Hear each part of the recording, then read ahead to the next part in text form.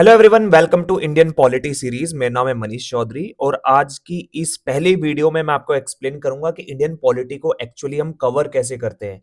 मेरी ये पूरी सीरीज आप देखेंगे। इस सीरीज को देखने के बाद आप चाहे किसी भी एग्जाम को देना चाहते हैं, चाहे वो यूपीएससी है, चाहे स्टेट पीसीएस है, या आप यूजीसी नेट जेआरएफ का एग्जाम देना चाहते हैं जिसके अंदर इंडियन पॉलिटी का सेक्शन आता है, वो सभी यहां पर कवर हो जाएगा। देखिए, इंडियन पॉलिटी को समझने के लिए या किसी भी, मैं ये कहता हूं कि अगर आप हिस्ट्री समझ रहे हैं या पॉलिटिकल साइंस समझ रहे हैं या पॉलिटिकल सिस्टम को समझ रहे हैं, उसको समझने के लिए आपको दो चीजें समझनी पड़ेगी। आपको क्या करना पड़ेगा? आपको डिवाइड करना पड़ेगा इसको दो पार्ट में। कि आपको सबसे पहले यह देखना है कि उसी टाइम पीरियड पर वर्ल्ड में क्या चल रहा था और इंडिया में क्या चल रहा था। फॉर एग्जाम्पल, अगर मैं बात करूं कि भाई 1947 में इंडिया में क्या चल रहा है, 1947-45 में, तो उसी टाइम पे वर्ल्ड में क्या चल रहा है, 1971 में इंडिया में क्या चल रहा है, 1971 में वर्ल्ड में क्या चल रहा है। तो ये काफी इंपॉर्टेंट है हर चीज को रिलेट करने के लिए, क्योंकि अगर हम एक ही एंगल से देखेंगे, सपोज मान लीजिए हम देख रहे हैं कि 1971 में इंडिया में जो है वॉर हो रहा है पाकिस्तान के साथ, लेकिन अगर हम वर्ल्ड का पर्सपेक्टिव नहीं देखेंगे तो हमें एक्चुअली इंडिया की पोजीशन समझ में नहीं आएगी कि इंडिया में वो सब ऐसा क्यों हो रहा था। तो इसलिए दोनों चीज हमें समझनी पड़ेगी, जो बहुत ही ज्यादा इंपॉर्टेंट है। इसके साथ साथ आपको यह समझना पड़ेगा कि जब हम इंडिया और वर्ल्ड को, जब हम ये सारी की सारी चीजें समझ रहे हैं, तो उसी टाइम पर सोशल चेंजेस क्या आ रहे हैं, पॉलिटिकल चेंजेस क्या आ रहे हैं, और साथ के साथ इकोनॉमिक चेंजेस क्या आ रहे हैं। फॉर एग्जाम्पल, 1991 का जो टाइम पीरियड है इंडिया में, अगर आप देखिए तो वो क्या है, एलपीजी का आया था, लिबरलाइजेशन, प्राइवेटाइजेशन, ग्लोबलाइजेशन। लेकिन सेम चीज अगर आप वर्ल्ड में देखेंगे, उसी टाइम पर 1990s में क्या चल रहा था, उसी टाइम पर यूएसएसआर का डिसइंटीग्रेशन हुआ था, कोल्ड वॉर खत्म हुआ था। तो ये सारी चीजें हमें, हमारे लिए समझना बहुत ज्यादा इंपॉर्टेंट है अगर आप बहुत अच्छे से चीजें समझना चाहते हैं। नाउ, आज हमारा पहला टॉपिक है हिस्टोरिकल बैकग्राउंड। तो हिस्टोरिकल बैकग्राउंड को समझने के लिए मैं आपको पूरा एक्सप्लेन करूंगा थोड़ा सा पहले कि ये जो ब्रिटिशर्स हैं इंडिया में आए, ईस्ट इंडिया कंपनी इंडिया में आई, ये क्यों आई, किस तरीके से इनका डेवलपमेंट हुआ, किस तरीके से धीरे धीरे इन्होंने इंडिया पर कंट्रोल किया। तो उससे पहले ईस्ट इंडिया कंपनी को समझना पड़ेगा, यूरोप को समझना पड़ेगा। देखिए क्या था कि सबसे पहला जो यूरोपियन था, जो सी रूट से इंडिया में आया था ट्रेड करने के लिए, it was Vasco da Gama. Vasco da Gama का नाम आपने हर किसी ने सुना है, अपनी एनसीईआरटीज में सुना है, स्कूल में सुना है। तो ये जो व्यक्ति था, ये बेसिकली पोर्तुगीज था। पोर्तुगीज कहां पर है? ये पुर्तगाल कहां पर है? ये यूरोप के अंदर है। और ये जब इंडिया आता है तो ये किस रूट से आता है? केप ऑफ गुड होप से आता है। एक यूरोप के पास एक नीचे एक जगह है जो सी रूट है, ये हम कहते हैं केप ऑफ गुड होप, वहां से ये इंडिया आया था। आप एक बार मैप में देखिएगा, जिसको पता है वो एग्जैक्टली नीचे कमेंट बॉक्स में भी बता सकता है। जब ये इंडिया में आया तो इंडिया में आए 20 मई 1498 को, और जगह का नाम था कैलिकट। कैलिकट के अंदर आया था। अब फटाफट मुझे कमेंट बॉक्स में बताएं कि आज के टाइम पे इस कैलिकट का नाम क्या है, जिसको भी पता है। और जब ये इंडिया में आया ना, तो इंडिया में आने के बाद इसको जो इंडिया के स्पाइसेस थे, देखिए बेसिकली ये साउथ इंडिया में आया था, इंडिया का जो सदर्न पार्ट है वहां पर इसको स्पाइसेस मिल गए काफी सारे, जैसे आपके सिनेमन है, जो आप इलायची वगैरह खाते हैं, ब्लैक पेपर है, ये सारी की सारी चीजें। तो यहां से वो काफी सारे स्पाइसेस अपनी कंट्री में वापस लेके चला गया, और इसी को हम कहते हैं स्पाइस रूट। यानी कि उसका जो स्पाइसेस का एक्सेस था इंडियन मार्केट में, वो उसको इजिली एक्सेसिबल हो गया, और यहां से वो अपने शिप्स को भर के और वापिस अपनी कंट्री, जो उसके जो पोर्तुगीज था, पुर्तगाल में था, वहां पर लेकर चला गया। और जहां पे पोर्तुगीज एम्पायर था, उसके अंडर इसको सेल करना स्टार्ट कर दिया। धीरे धीरे उसने देखा कि जो ये ब्लैक पेपर है, ये जो हमारे स्पाइसेस है, उसकी जो डिमांड है यूरोप के अंदर वो बहुत ज्यादा थी। लोग उसको अच्छे रेट में खरीदने लगे, और यहां पर वास्को डिगामा को इससे काफी अच्छा प्रॉफिट होने लगा। जिसके बाद धीरे धीरे ये जो खबर है पूरे यूरोप में फैलने लगी, और लोगों को भी लगा कि हमें भी जो है यहां पर इंडिया की तरफ आना चाहिए, और यानी कि खासकर एशिया की तरफ आना चाहिए, और यहां पर उनको अच्छा खासा प्रॉफिट हो सकता है। तो मेजर जो एक्सेस था यहां पर, इनको एशिया से मिलता था, ब्लैक पेपर हो गया, सिनेमन हो गया, ये और भी काफी सारे प्रोडक्ट थे, लेकिन ये सबसे ज्यादा फेमस था। फिर हम बात करते हैं कि ईस्ट इंडिया कंपनी, जैसे ही ये बात ब्रिटिशर्स को भी पता चली, तो उन्होंने सोचा कि चलो इंडिया या एशिया में चलते हैं, वहां पर जाके ट्रेड करेंगे। तो यहां पर आप देखेंगे जो ईस्ट इंडिया कंपनी है, उसको फाउंड किया गया था 31 दिसंबर 1600 को। इस दिन इस कंपनी का फाउंडेशन हुआ था। लेकिन ईस्ट इंडिया का ईस्ट इंडिया कंपनी का जो ओरिजिनल नाम था वो था आपका governor and company of merchants of London trading into east Indies. इसका ये असली नाम था, याद रखिएगा, ये काफी बार बहुत सारे क्वेश्चंस में, बहुत सारे एग्जाम्स में पूछ लिया जाता है। जब इन्होंने इस कंपनी को रजिस्टर्ड किया तो वहां पर देखिए, पहले यूरोप के अंदर, खासकर ब्रिटेन के अंदर जो रूल था वो रॉयल फैमिली का था, जो जैसे किंग है, क्वीन है, वो ज्यादातर रूल करते थे और वही परमिशन देते थे कि आपको क्या करना है, कहां जाना है, किसके साथ ट्रेड करना है, किसके साथ नहीं करना। तो उस टाइम पर जो रानी थी उसका नाम था क्वीन एलिजाबेथ फर्स्ट। इन्होंने रॉयल चार्टर दिया किसको? ईस्ट इंडिया कंपनी को, कि आपके पास एक्सक्लूसिव ट्रेड होगा। एक्सक्लूसिव ट्रेड का मतलब क्या है? आपके अलावा ब्रिटेन से कोई और वहां पर जाकर ट्रेड नहीं करेगा, सिर्फ आपके पास एक्सक्लूसिव ट्रेड होगा इंडिया में ट्रेड करने का। फिर उसके बाद वो कंपनी, अब देखो उस टाइम पे ना फ्लाइट्स वगैरह नहीं होती थी, तो शिप के थ्रू इंडिया में आते थे। तो वो वहां से निकलते हैं तो इंडिया में आते हैं वो 1608 में। 1608 में उनका जो शिप है, शिप का नाम था हेक्टर, और उसके कैप्टन कौन थे इस हेक्टर शिप के? William Hawkins. तो ये इंडिया आते हैं, और इंडिया में आते हैं कहां पर? सूरत के अंदर। और सूरत में आने के बाद अब उनकी प्लानिंग होती है कि ठीक है, अब यहां पर इंडिया में तो आ गए। देखियो अब इंडिया में रूल किसका चल रहा है उस टाइम पर? देखिए याद रखिएगा, जब 1600 में, 1600 में ये कंपनी बनी, उस टाइम पर इंडिया में रूल चल रहा था अकबर का। लेकिन जब ये कंपनी 1608 में इंडिया आई, तब ये रूल चेंज हो चुका था और यहां पर रूल था जहांगीर का। तो याद रखिएगा, उसके बाद जब 1608 में ये इंडिया आते हैं तो 1609 में ये जहांगीर के कोर्ट में जाते हैं, वहां से उनसे ट्रेड परमिशन लेने के लिए कि हम आपके यहां पे ट्रेड करना चाहते हैं, तो उसका परमिट वगैरह लेने के लिए। अब यहां पर क्या होता है कि ऑलरेडी पोर्तुगीज यहां पर इंडिया में आ चुके थे। मैंने बताया ना कि सबसे पहले जो यूरोपियन थे जो इंडिया में एज ए ट्रेड व्यापार करने आए थे, वो यूरोपियन थे, और यूरोपियन में भी कौन थे? पोर्तुगीज थे। तो वो ऑलरेडी इंडिया में आ चुके थे, वो ऑलरेडी जहांगीर के कोर्ट में थे, और उनको भी ये पसंद नहीं आ रहा था कि ये ब्रिटिशर यहां पर आकर ट्रेड करे और यहां पर आके परमिशन ले, क्योंकि वहां पर वो उसको जो मुगल एम्पायर है, जो जहांगीर है, उनको क्रिश्चियनिटी में कन्वर्ट करना, इन सब में लगे हुए थे। वो जब हम हिस्ट्री पढ़ेंगे वहां पर मैं आपको बताऊंगा। तो वो सब चीजें थी। तो 1609 में कैप्टन विलियम हॉकिन वहां पर जाते हैं जहांगीर के कोर्ट में ट्रेड परमिट के लिए, और थोड़ा बहुत बातचीतें करते हैं। अब याद रखिएगा, एक क्वेश्चन आ जाता है कभी कभी कि पहला ब्रिटिश एम्बेसडर कौन था मुगल के कोर्ट में? तो याद रखिएगा, सर थॉमस रो जो थे, वो फर्स्ट ब्रिटिश एम्बेसडर थे जहांगीर के कोर्ट में। कब से कब तक? 1615 से लेके 1619 तक, यानी कि लगभग 4 साल रहे थे। तो अब आपको क्या क्या चीजें पता चल गई यहां पर कि 1498 में कौन आया? पोर्तुगीज आए। उसके बाद 1600 में ईस्ट इंडिया कंपनी बनी। 1608 में ये ईस्ट इंडिया कंपनी इंडिया के अंदर आई। 1609 में वो जहांगीर के कोर्ट में गए। फिर फर्स्ट ब्रिटिश एम्बेसडर आपको देखने को मिलेगा 1615 से लेके 1619 तक का आपको देखने को मिलेगा। तो ये काफी इंपॉर्टेंट चीजें हो जाती है जो आपको समझनी पड़ेगी। फिर उसके बाद उन्होंने और जगह भी ट्राई किया कि उनको फ्री ट्रेड परमिट मिल जाए। तो जो एक सुल्तान थे गोलकोंडा के, उन्होंने गोल्डन फरमान दे दिया ब्रिटिशर्स को, ईस्ट इंडिया कंपनी को, 1632 में, कि आपके पास फ्री ट्रेड करने का परमिट होगा। फ्री ट्रेड करने का मतलब क्या है? कि बेसिकली अब आप यहां पर बिना टैक्स पे किए यहां पर ट्रेड कर सकते हो। ये किससे मिल गया? सुल्तान ऑफ गोलकोंडा से मिल गया। अब हम बात करते हैं कि उन्होंने धीरे धीरे सेटअप कैसे किया, कैसे वो सेटल हो गए इंडिया के अंदर। देखिए, जब ब्रिटिशर्स इंडिया में आए थे ना, तो उन्होंने क्या काम किया? उन्होंने मेजरली ना 3 प्रेसिडेंसी बनाई इंडिया का। थोड़ा सा मेरी जो ड्राइंग है वो ज्यादा अच्छी नहीं है, तो उसको ऐसे समझते हैं। देखिए, ये है आपका बंगाल, ये आपका मद्रास का रीजन, ये है आपका बॉम्बे का रीजन। ये 3 मेजर रीजन थे।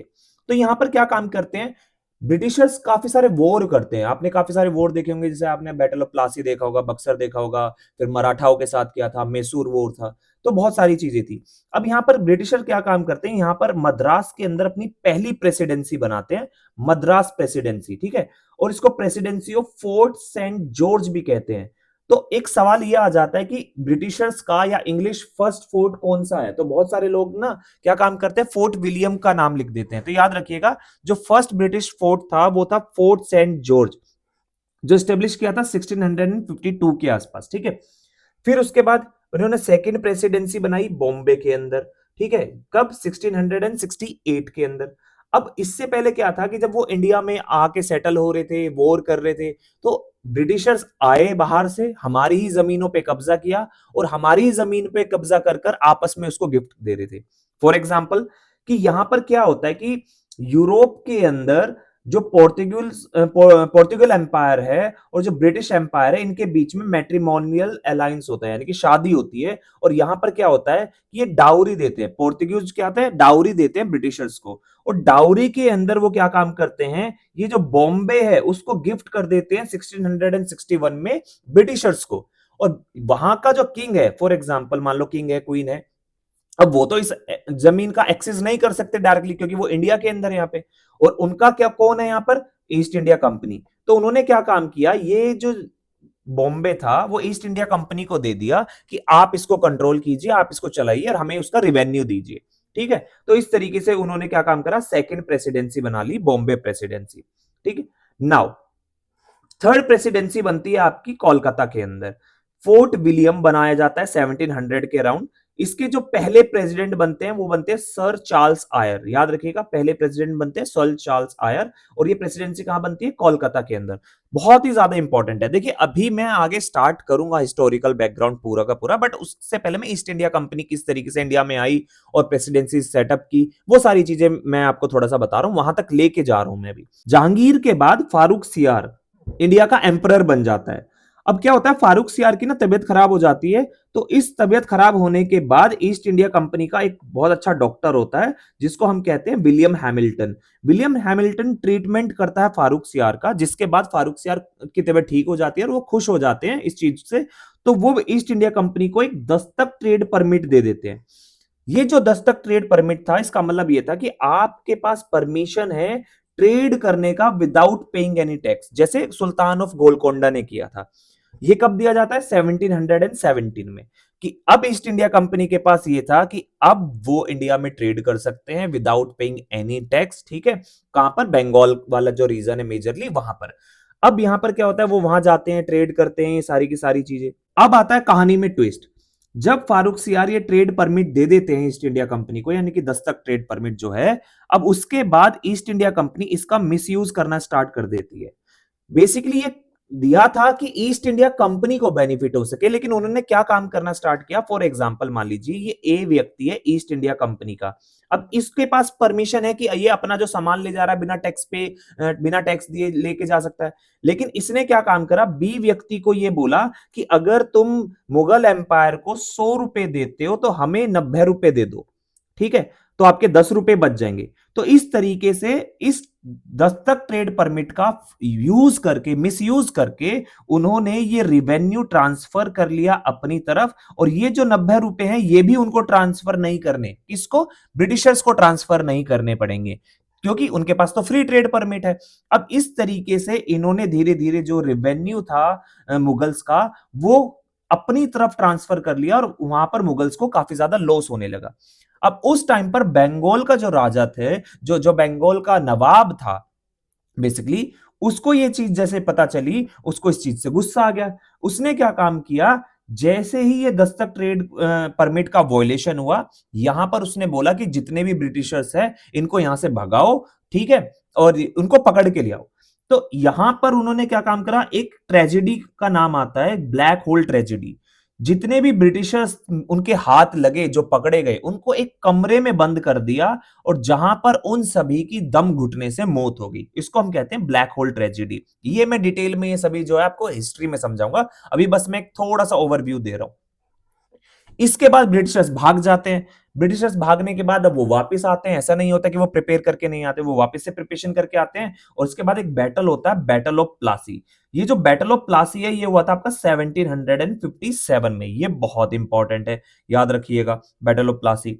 अब बैटल ऑफ प्लासी के बाद आपका उसी टाइम पर जो इंडिया में चल रहा था एक मेजर, जो आपका मुगल एम्परर के साथ चल रहा था, वो चल रहा था थर्ड बैटल ऑफ पानीपत 1761 में, मराठा और अहमद शाह अब्दाली के बीच में। बैटल ऑफ प्लासी कहां चल रहा है, बंगाल के अंदर। जैसे मान लीजिए ये है, ये बंगाल के अंदर चल रहा है, कौन सा, बैटल ऑफ प्लासी। और बैटल ऑफ पानीपत कहां चल रहा है, ये पूरे इंडिया लेवल का मान लीजिए एक तरीके से, क्योंकि वो एम्परर के साथ हो रहा है। कहां पर, ये जो एम्परर कह रहा हूं मैं, ये जो पूरा का पूरा इंडिया लेवल पे जो हो रहा है उस चीज का, मराठा एंड अहमद शाह अब्दाली के बीच में, ठीक है। फिर इसके बाद क्या होता है, बैटल ऑफ प्लासी के बाद फिर से एक और बैटल करते हैं, वो बैटल ऑफ बक्सर। फिर से एक और बैटल करते हैं, बैटल ऑफ बक्सर 1764 में, और यहां पर ट्रीटी साइन होती है, ट्रीटी ऑफ इलाहाबाद, ठीक है, इस बैटल के बाद। ये सबसे इंपॉर्टेंट ट्रीटी है, ट्रीटी ऑफ इलाहाबाद, क्योंकि ट्रीटी ऑफ इलाहाबाद में दो चीज होती है। ब्रिटिशर्स के पास जो अभी तक राइट मुगल्स के पास था वो ट्रांसफर हो जाता है ब्रिटिशर्स के पास, निजामत एंड दीवानी राइट, ठीक है। निजामत एंड दीवानी राइट जिसको भी पता है मुझे कमेंट बॉक्स में बताइएगा, ये काफी इंपॉर्टेंट है, जब हिस्ट्री हम करेंगे मैं हिस्ट्री में आपको समझा दूंगा। और इसके बाद ये जो निजामत राइट और दीवानी राइट है ना, इसको हमने कहा है डुअल गवर्नमेंट सिस्टम। और ये डुअल गवर्नमेंट सिस्टम किसने स्टार्ट किया था, रॉबर्ट क्लाइव, जो बंगाल के गवर्नर थे, उन्होंने इस चीज को स्टार्ट किया था। अब आता है हमारा मेन, इसके बाद से स्टार्ट होता है एक्चुअली ईस्ट इंडिया कंपनी का रूल, क्योंकि अभी तक तो किसका रूल चल रहा था, वो मुगल्स का रूल चल रहा था, लेकिन यहां पर बंगाल में मेनली सबसे पहले बंगाल में ट्रांसफर होती है पावर। तो बंगाल में ट्रांसफर हो जाती है मुगल से किससे, ईस्ट इंडिया कंपनी के पास। तो अगर हम ब्रिटिश रूल को समझे तो ब्रिटिश रूल को समझ सकते हैं आप तीन तरीके से। एक है आपका प्री 1773 का फेस, जो हम बोलते हैं मर्केंटाइल फेस बोलते हैं इसको। फिर उसके बाद आपका आता है 1773 से 1858 का टाइम पीरियड, उसको हम कहते हैं कंपनी रूल। और 1858 से 1947 का, इसको हम कहते हैं क्राउन रूल। अभी क्या हुआ है कि देखिए यहां पर जो मैंने आपको बताया कि ये जो ट्रीटी है, क्या कहते हैं, ये जो बैटल है, बैटल ऑफ बक्सर, ये हुआ था आपका 1764 में, 1764 में। लेकिन मैं यहां पर बात क्या कर रहा हूं, 1773 से पहले, यानी कि अभी तक जैसे ही ये पावर शिफ्ट होती है उसके बाद क्या होता है, उसके बाद कुछ टाइम तक ये रूल करते हैं। जो रॉबर्ट क्लाइव है वो बहुत ज्यादा करप्शन करते हैं। इसके बाद ये एक दिन पहुंच जाते हैं ब्रिटिशर्स के पास, कहते हैं कि भाई हमें ना लोन की जरूरत है। तो ब्रिटिशर्स कहते हैं यार इंडिया में हम तो तुमसे ज्यादा कुछ ले नहीं रहे हैं, और इंडिया में तुम सब कुछ चला रहे हो, उसके बाद भी तुम्हें लॉस कैसे हो गया, उसके बाद भी तुम्हें लोन की जरूरत कैसे पड़ गई। तो उसके बाद वो ये कहने लगते हैं कि देखो हमें तुम्हारी जो एक्टिविटी है वो सही नहीं लग रही, अब हम क्या काम करेंगे, हमारा जो यहाँ पर ब्रिटिशर्स में जो कानून बनाते हैं ये आपको कंट्रोल करेंगे। तो उसके लिए उन्होंने क्या काम किया, एक एक्ट पास किया, रेगुलेटिंग एक्ट ऑफ 1773। 1773 एक्ट में उन्होंने ईस्ट इंडिया कंपनी को कंट्रोल करना स्टार्ट कर दिया। देखिए मैंने क्या बताया कि पहले फेज में हमने क्या पढ़ा कि प्री 1773 में क्या मर्केंटाइल है, यानी कि एक तरीके से ट्रेडर है, व्यापारी है। लेकिन यहां से अब स्टार्ट हो जाएगा कंपनी रूल। अब कंपनी रूल स्टार्ट करना, जो पूरा बंगाल है उस पर कंपनी रूल करना स्टार्ट कर देगी। अब मेन फीचर्स क्या थे इस एक्ट के, वो मैं आपको बता देता हूं। देखिए जो रेगुलेटिंग एक्ट ऑफ 1773 था, इसको हम फर्स्ट एक्ट ऑफ सेंट्रलाइजेशन भी कहते हैं। नाउ सेंट्रलाइजेशन क्या होता है, देखिए मान लीजिए कि आपकी फैमिली में ना 5 लोग हैं, ठीक है, 1 2 3 4 5, ठीक है। अब ये घर के बड़े हैं, अगर ये हर चीज का फैसला ये बड़े लेने लगे, मम्मी हो सकती है, पापा हो सकते हैं, दादा हो सकते हैं, कोई भी हो सकता है, अगर हर चीज का फैसला ये लेने लगे तो ये क्या बोलेंगे हम, ये फैमिली क्या है, सेंट्रलाइज्ड है फैमिली, यानी कि एक सेंटर पॉइंट है जो हर चीज का डिसीजन लेता है। वैसे ही ईस्ट इंडिया कंपनी में यहां पर जो पूरा का पूरा रूल था बंगाल के अंदर, वहां पर उसका सारा डिसीजन कौन लेने लगा, ईस्ट इंडिया कंपनी, ठीक है। तो इसलिए इसको कहते हैं फर्स्ट एक्ट ऑफ सेंट्रलाइजेशन। वो क्यों कहते हैं वो भी आपको समझ में आ जाएगा। देखिए यहां पर बनाया जाता है, अभी तक जो बंगाल का गवर्नर बनते हैं, जो बैटल ऑफ बक्सर के बाद बंगाल का गवर्नर बनते हैं, कौन थे पहले गवर्नर, जिसको भी पता है मेरे को कमेंट बॉक्स में बताइएगा। लेकिन मेरे को लास्ट का मैं आपको बता देता हूं, जो ये है आपके रॉबर्ट क्लाइव। रॉबर्ट क्लाइव बहुत ज्यादा करप्शन करते हैं, उसके बाद ये एक्ट आता है। रॉबर्ट क्लाइव की पोजीशन किसकी थी, गवर्नर ऑफ बंगाल की। अब इस पोजीशन को चेंज कर देते हैं गवर्नर जनरल ऑफ बंगाल से, ठीक है। और यहां पर कौन बनता है, लॉर्ड वॉरेन हेस्टिंग जो है वो आपके क्या बन जाते हैं, यहां पर पहले गवर्नर जनरल किसके, बंगाल के। और ये जो रॉबर्ट क्लाइव ने डुअल सिस्टम स्टार्ट किया था ना, डुअल गवर्नमेंट सिस्टम, इसको खत्म कर देते हैं 1775 में, कौन, वॉरेन हेस्टिंग, ठीक है।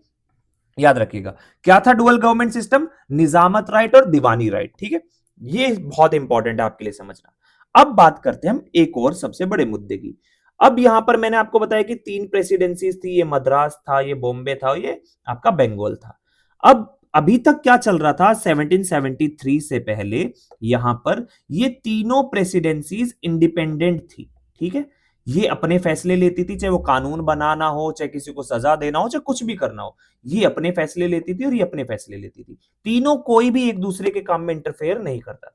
लेकिन यहां पर ये चीज नया सिस्टम आ गया कि इन्हों क्या बोला गया कि ये जो बॉम्बे प्रेसिडेंसी और ये जो मद्रास प्रेसिडेंसी है, ये सबॉर्डिनेट हो जाएगी इसके।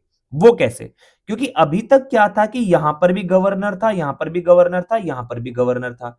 लेकिन अब बंगाल के अंदर, कोलकाता के अंदर क्या बना दिया, गवर्नर की पोजीशन को गवर्नर जनरल बना दिया।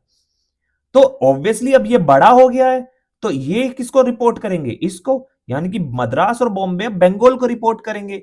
तो यहीं पर ये एक मेजर चेंज आया था कि गवर्नर्स ऑफ बॉम्बे और मद्रास प्रेसिडेंसीज, इनको सबऑर्डिनेट कर दिया था गवर्नर जनरल ऑफ बंगाल के, ठीक है। और इसीलिए मैंने आपको बताया कि यहां पर क्या हो गया, सेंट्रलाइजेशन हो गया। इसलिए इसको क्या कहा जाता है, फर्स्ट एक्ट ऑफ सेंट्रलाइजेशन कहा जाता है, क्योंकि सेंटर क्या बन गया, बंगाल सेंटर बन गया और बंगाल ही सारे डिसीजन लेने लगा।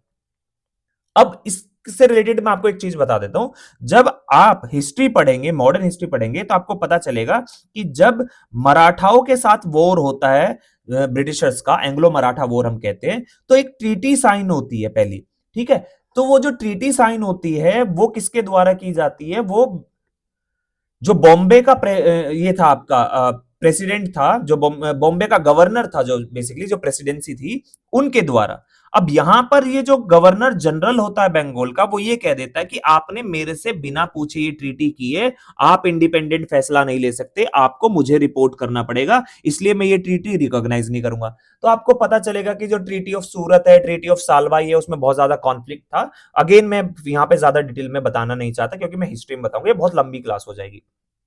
तो इसलिए मैं आपको कह रहा हूं, हर चीज आपको समझनी पड़ेगी कि उस टाइम पे पॉलिटिकल डेवलपमेंट क्या हो रहा है, सोशल डेवलपमेंट क्या हो रहा है, इकोनॉमिक डेवलपमेंट क्या हो रहा है, और वो इंडिया में और वर्ल्ड में कंपेयर करना पड़ेगा, तभी आपको हर चीज अच्छे से समझ में आएगी, जो मेरी क्लासेस में आपको समझने को मिल जाएगी, ठीक है।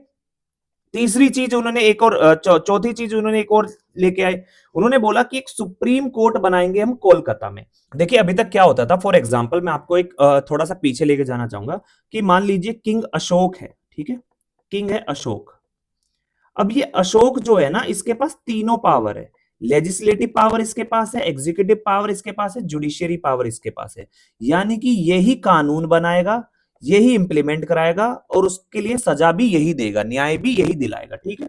अगर उसमें कुछ भी कमियां पाई जाती है, अगर जनता उनके पास जाती है किसी भी चीज के लिए। अब इसके बाद एंशियंट इंडिया का हम पूरा पढ़ते हैं, उसके बाद जब मुगल्स आए तो मुगल्स पे भी सेम चीज ट्रांसफर हो गई। तो मान लीजिए हम बात करें अकबर की, तो सेम चीज अकबर थी के पास चली गई, अकबर ही कानून बनाएगा, वही इंप्लीमेंट करेगा और वही न्याय दिलाएगा। उसके बाद ये ट्रांसफर हो गया ईस्ट इंडिया कंपनी के पास। जब ईस्ट इंडिया कंपनी के पास ट्रांसफर हुआ तो उसके पास भी तीनों पावर आ गई। अब क्या था, यहां पर आप देखिए कि जो सबसे पहले डेमोक्रेसी आई है या फिर पार्लियामेंट सिस्टम आया है, वो कहां पर आया है, ब्रिटेन के अंदर।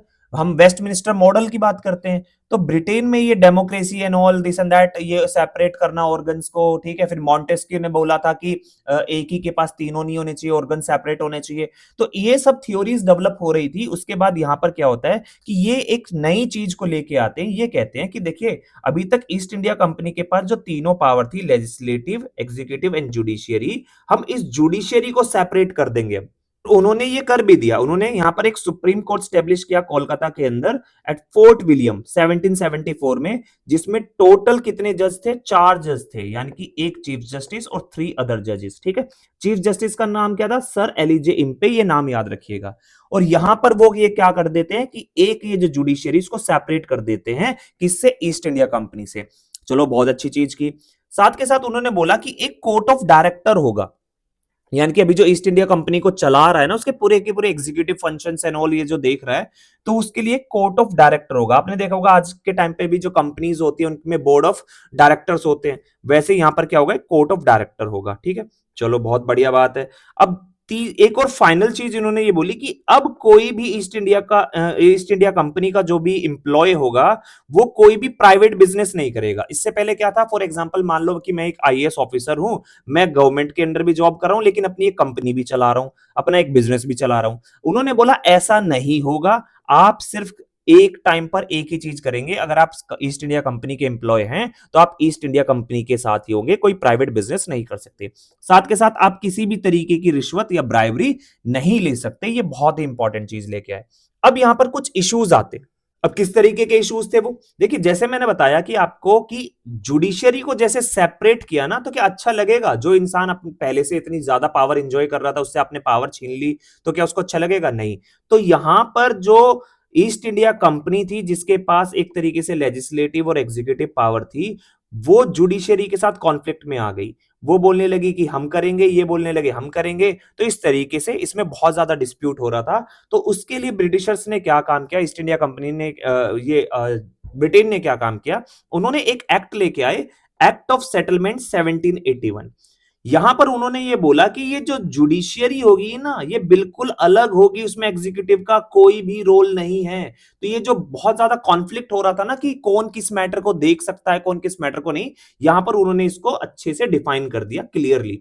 आज के टाइम पर अगर आप देखें, ये जो सेम एक्ट ऑफ सेटलमेंट है, ये जो बात करता है कि जुडिशियरी सेपरेट रहेगी, ये आज के टाइम पे हमारे जो आपको देखने को मिलेगा, जो डीपीएसपी का आर्टिकल है, आर्टिकल 50। डीपीएसपी का जो आर्टिकल है, आर्टिकल 50, क्योंकि डीपीएसपी हमारे कौन से पार्ट में आते हैं? पार्ट 4 के अंदर, कॉन्स्टिट्यूशन के आर्टिकल 36 से लेके आपका आर्टिकल 51 तक है। ठीक है, तो ये जो आर्टिकल है आपके, यहां पर मेंशन कर दिया separation of judiciary from executive. यानी कि इंडिया का जो आज का कॉन्स्टिट्यूशन है वो भी आर्टिकल 50 के अंदर बात करता है कि judiciary should be separate from executive. चलो, बहुत अच्छी बात है, हमने ये भी मान लिया। फिर उसके बाद एक और एक्ट आता है आपका, पिट्स इंडिया एक्ट 1784। क्यों? क्योंकि यहां पर एक कॉन्फ्लिक्ट आ जाता है कि ठीक है कि फॉरेन अफेयर्स कौन देखेगा, कॉमर्शियल अफेयर कौन देखेगा, एडमिनिस्ट्रेटिव अफेयर कौन देखेगा, ठीक है, किसके? ईस्ट इंडिया कंपनी के। तो यहां पर इस चीज को थोड़ा सा सेटल डाउन किया था पिट्स इंडिया एक्ट 1784 के द्वारा। यहां पर बोला कि एक बोर्ड ऑफ कंट्रोल लेके आएंगे। ठीक है, बोर्ड ऑफ कंट्रोल लेके आएंगे। कोर्ट ऑफ डायरेक्टर तो वो ऑलरेडी ले आए थे, अब क्या लेके आएंगे? बोर्ड ऑफ कंट्रोल लेके आएंगे। और जैसे ही ये इन्होंने बोर्ड ऑफ कंट्रोल लेके आए, वैसे इन्होंने क्या काम कर दिया? डबल गवर्नमेंट सिस्टम स्टार्ट कर दिया। अब एक चीज याद रखना आपको, डुअल गवर्नमेंट सिस्टम और double government system. Double government system है आपका court of director and board of control, और आपका डुअल गवर्नमेंट सिस्टम क्या है? दीवानी राइट और निजामत राइट। ठीक है, ये आपको बहुत अच्छे से याद रखना है। नाउ मैं अब आपको इन दोनों के बीच में डिफरेंस समझा देता हूं। देखिए, कोर्ट ऑफ डायरेक्टर जो था वो बेसिकली कॉमर्शियल अफेयर्स को कंट्रोल करने के लिए था, उसके डिसीजंस लेने के लिए था। ये जो बोर्ड ऑफ कंट्रोल था, ये पॉलिटिकल अफेयर्स का था। ठीक है, ये पॉलिटिकल अफेयर्स को मैनेज करता था, और ये आपके कॉमर्शियल अफेयर को, जो कंपनी जो भी ट्रेड कर रही है, जो भी व्यापार कर रही है, उससे रिलेटेड था। और पहली बार इस एक्ट के अंदर एक चीज का, एक वर्ड का इस्तेमाल हुआ था, जो कहते हैं ब्रिटिश पोजेशंस इन इंडिया। यहां पर पहली बार इस एक्ट के थ्रू उन्होंने ऑफिशियली माना था कि इंडिया के ऊपर अब किसका कब्जा है? ब्रिटिशर्स का कब्जा है। तो ये याद रखिएगा, बहुत इंपॉर्टेंट एक्ट है। अब मैं बात करूं तो अब आती है एक और बहुत ही इंपॉर्टेंट चीज, जिसके बारे में समझने से पहले आपको समझना पड़ेगा कि वर्ल्ड में क्या चल रहा था। देखिए, जब हम बात करते हैं ना कि कॉलोनीज की, जब हम बात करते हैं कॉलोनियलिज्म की, ठीक है, आपको दो वर्ड देखने को मिलेंगे, एक कॉलोनियलिज्म है, एक इंपीरियलिज्म है। इंपीरियलिज्म का मतलब होता है एक तरीके से, जैसे मान लीजिए ब्रिटिश एम्पायर है। ठीक है, इंपीरियल पावर है, वो रॉयल फैमिली है, वो पूरी दुनिया को कंट्रोल करती है, उसको हम बोलते हैं इंपीरियलिज्म। ठीक है, अगर इस इंपीरियल पावर की, अगर इन्होंने किसी और जगह पर कब्जा कर रखा और वहां पर कॉलोनीज बना दी है, उसको बोलते हैं कॉलोनियलिज्म, यानी कि expansion of this imperial power. ठीक है, थ्रू कॉलोनीज, तो उसको कहते हैं कॉलोनियलिज्म। अब ये जो कॉलोनी थी, यहां पर काफी सारी सिर्फ इंडिया, ये मैं कहूंगा कि आपका एशिया में नहीं थी, अफ्रीका में थी, एशिया में थी, फिर आपका सबसे मेन चीज जो आज का अमेरिका है, यूएसए, वो भी एक टाइम पर ब्रिटिशर्स की कॉलोनी था। तो यहां पर आपको एक बहुत ही अच्छी चीजें देखने को मिलेगी कि अमेरिका में ना एक वॉर होता है जिसको हम कहते हैं अमेरिकन रेवोल्यूशनरी वॉर, या फिर अमेरिका का वॉर ऑफ इंडिपेंडेंस।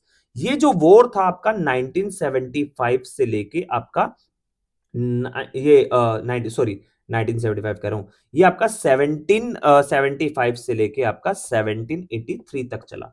1783 तक, यानी कि इसके बाद अमेरिका को आजादी मिल गई ब्रिटिशर्स से। ठीक है, 1783। अब मैं बात कर रहा हूं यहां पर पिट्स इंडिया एक्ट की 1784 की। ठीक है, अब 1784 के बाद क्या होता है, एक और एक्ट लेके आते हैं जो 1786 में आता है। बेसिकली जो एग्जिस्टिंग एक्ट्स होते हैं उसमें थोड़ा सा बदलाव किया जाता है। वो क्या बदलाव था, देखिए अमेरिका का जो वॉर ऑफ इंडिपेंडेंस था उस टाइम पर ये जो व्यक्ति है लॉर्ड कॉर्नवालिस, ये वहां पर थे। अब इनको कहा जाता है कि आप जो है इंडिया चले जाओ, हम आपको इंडिया का गवर्नर जनरल बना के भेज रहे हैं। तो इन्होंने बोला कि मेरी कुछ टर्म्स एंड कंडीशंस है, मैं तभी इंडिया में जाऊंगा। उन्होंने बोला क्या कंडीशंस है, उसने बोला कि ये जो गवर्नर जनरल की काउंसिल है, इस गवर्नर जनरल काउंसिल को ओवर रूल करने की पावर चाहिए मुझे। देखिए यहां पर जब ये आया ना गवर्नर जनरल रेगुलेटिंग एक्ट में, गवर्नर जनरल ऑफ बंगाल, तो इसकी काउंसिल भी आई थी, अकेला नहीं था, ये काउंसिल थी। जैसे आज के टाइम पे काउंसिल ऑफ मिनिस्टर होता है ना, जिसको हेड करता है प्राइम मिनिस्टर, वैसे ही उस टाइम पर एक काउंसिल थी। अब वहां पर उस टाइम पे क्या होता था कि जो भी डिसीजन होते थे ना वो मेजोरिटी बेसिस पे होते थे। लेकिन यहां पे कॉर्नवालिस ने ये बोला कि अगर काउंसिल सारी एक तरफ है और मैंने अगर कुछ बोल दिया तो सिर्फ मेरी ही मानी जाए, यानी कि मेरे पास ओवर रूल करने की पावर होनी चाहिए। दूसरा, जितनी भी फोर्सेस हैं उसका कमांडर इन चीफ मैं बनूंगा। आज के टाइम पे कमेंट करके बताओ कि इंडिया का कमांडर इन चीफ कौन है, ठीक है। तो उसने बोला कि जितनी भी फोर्सेस है उसका कमांडर इन चीफ मैं बनूंगा। तो उन्होंने इसमें थोड़े से बदलाव किए थे इस एक्ट के थ्रू, और लॉर्ड कॉर्नवालिस पहले कमांडर इन चीफ बने थे। याद रखिएगा, ऐसे भी छोटे छोटे सवाल आ जाते हैं। और उस टाइम पर बनते हैं हमारे नए गवर्नर जनरल लॉर्ड कॉर्नवालिस, ठीक है। नाउ अब एक चीज मैं आपको बता दूं कि जब रॉयल चार्टर दिया था ना क्वीन एलिजाबेथ ने, तो ये जो चार्टर है ये बेसिकली एक्सटेंड होता रहा। उसी तरीके से जब रेगुलेटिंग एक्ट आया ना 1773 का, तो इस एक्ट के अंदर जो रेगुलेट किया गया था वो सिर्फ 20 साल के लिए किया गया था, ठीक है, सिर्फ 20 साल के लिए। इसको दोबारा से रिन्यू करना पड़ रहा था। तो यहां पर आपको देखने को मिलेगा एक और एक्ट आता है आपका 1793, यानी कि अगर आप 1773 में 20 साल प्लस करेंगे तो 1793 आ जाएगा।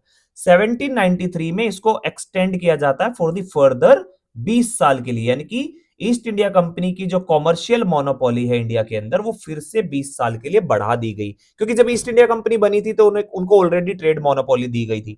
अब नेक्स्ट आता है हमारा चार्टर एक्ट ऑफ 1813। देखिए 1793 के बाद 20 साल ऐड करोगे तो कितना आएगा आपका 1813, ठीक है। अब 1813 का एक 20 साल बाद फिर से चार्टर आता है, और इस टाइम पर इंडिया के जो गवर्नर जनरल थे बंगाल के, वो कौन थे, लॉर्ड मिंटो फर्स्ट, ठीक है, याद रखिएगा। यहां पर इस एक्ट में पहली बार यह कहा जाता है कि there is a crown sovereignty over British possession. Britishers का जो भी पोजेशन है कहीं पर भी, खासकर इंडिया में, वहां पर अब किसकी सॉवरेनिटी होगी, क्राउन की सॉवरेनिटी होगी। यानी कि किसका कंट्रोल, एक तरीके से डायरेक्टली ये क्राउन का कंट्रोल है।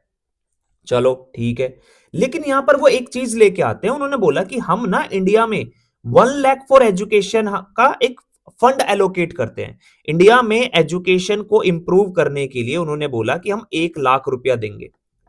ऐसा क्या हो गया कि ब्रिटिशर्स जो हमारे यहां पर 1608 से आए हुए थे, उनको 1813 में जाकर उनकी आंख खुलती है कि इंडिया में एजुकेशन सिस्टम को भी हमें बढ़ाना चाहिए, उसको इंप्रूव करना चाहिए। उसके लिए मैं आपको एक स्टोरी बताने वाला हूं, वो बहुत ध्यान से सुनिएगा, बहुत इंपॉर्टेंट है। आगे 1 लाख, इस ये जो 1 लाख रुपया है उसको इन्वेस्ट करने के लिए कि किस तरीके से किया जाएगा, उसके लिए कमेटी बनाई गई थी, general committee on public instruction, ठीक है। ये कमेटी का नाम याद रखिएगा। ये कभी भी कोई अच्छे से रिकमेंडेशन नहीं दे पाई, तो ये 1 लाख रुपया कभी यूज हुआ ही नहीं था, ठीक है। तो ये बहुत इंपॉर्टेंट है। नाउ यहां पर जो अभी तक कॉमर्शियल मोनोपोली थी ब्रिटिशर्स के पास, उसको क्या कर दिया, खत्म कर दिया, except trade of tea and trade with China, ठीक है। इन दो को छोड़कर बाकी सारी trade monopoly East India Company की खत्म कर दी। यानी कि अब ब्रिटिशर्स, यानी कि ब्रिटेन से कोई भी अब इंडिया में आकर व्यापार कर सकता है, बिजनेस कर सकता है। ऐसा हुआ क्यों, उसका सबसे बड़ा रीजन ये था कि देखिए ये जो 1800 का टाइम है ना, 1800 के टाइम पर अगर आप देखें इंडस्ट्रियल रेवोल्यूशन पीक पर था। और ये इंडस्ट्रियल रेवोल्यूशन स्टार्ट कहां से हुआ था, ये भी ब्रिटेन से स्टार्ट हुआ था। और जैसे ही इंडस्ट्रियल रेवोल्यूशन स्टार्ट हुआ था, तो उससे पहले आपको एक चीज समझा देता हूं मैं, इसको समझना बहुत इंपॉर्टेंट है। देखिए जब हम सोसाइटी की बात करते हैं कि सोसाइटी फाइनेंशियली या इकोनॉमिकली किस तरीके से इवॉल्व हुई, तो पहले क्या था, प्रिमिटिव कम्युनिज्म था। पहले प्रिमिटिव कम्युनिज्म था, उसके बाद आया आपका फ्यूडलिज्म, ठीक है, जिसको हम लैंडलॉर्ड, जमींदार और ये सब कहते हैं। उसके बाद आपका आया कैपिटलिज्म, उसके बाद आपको देखने को मिलेगा सोशलिज्म, और उसके बाद आपको देखने को मिलेगा कम्युनिज्म। ठीक है, ये 5 स्टेजेस हैं एक तरीके से। अब मैं आपको समझा दूं कि प्रिमिटिव कम्युनिज्म क्या है।